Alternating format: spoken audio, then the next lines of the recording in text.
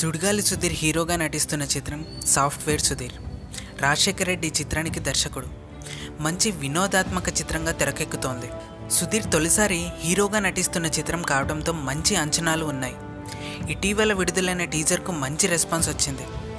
తాజాగా చిత్ర యూనిట్ హైదరాబాద్లో మీడియా సమావేశం నిర్వహించింది.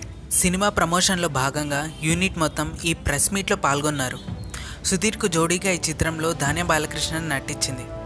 ధన్య బాలకృష్ణన్ మీడియా సమావేశంలో మాట్లాడుతూ చిత్ర విశేషాలు తెలియజేసింది. నేను ఇండస్ట్రీకి వచ్చి 5 ఏళ్ళు అయిపోయింది. సుధీర్ పక్కన హీరోయిన్గా నటించాలని అడిగారు. నేను ఇండస్ట్రీకి వచ్చి ఇన్నాళ్ళు అవుతోంది. మళ్ళీ ఇప్పుడు కొత్త హీరో పక్కన నటించడం అవసరమా అని భావించాను. దాదాపు ఈ సినిమాని రిజెక్ట్ చేశాను. ఈ సినిమా నేను చేయలేకపోవచ్చని నిర్మాతలకు చెప్పేశాను. ఆ తర్వాత మా ఫ్రెండ్స్తో మాట్లాడుతూ సుధీర్ మూవీకి సంబంధించిన డిస్కషన్ వచ్చింది. రిజెక్ట్ చేశానని వారితో చెప్పాను.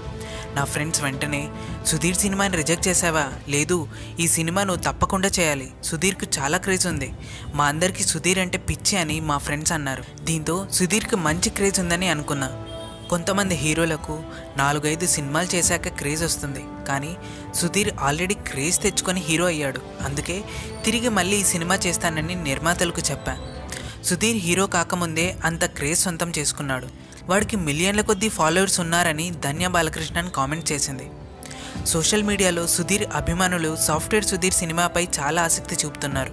ఈ చిత్రం మంచి విజయం సాధిస్తుందని ధన్య ఆశాభావం వ్యక్తం చేసింది. రాజశేఖర్ రెడ్డి గారికి ఇది డెబ్యూ మూవీ అయినా కూడా ఆయన మంచి అనుభవం ఉన్న కమర్షియల్ దర్శకుడిలా ఈ చిత్రాన్ని రూపొందించారని ధన్య బాలకృష్ణన్ ప్రశంసించింది.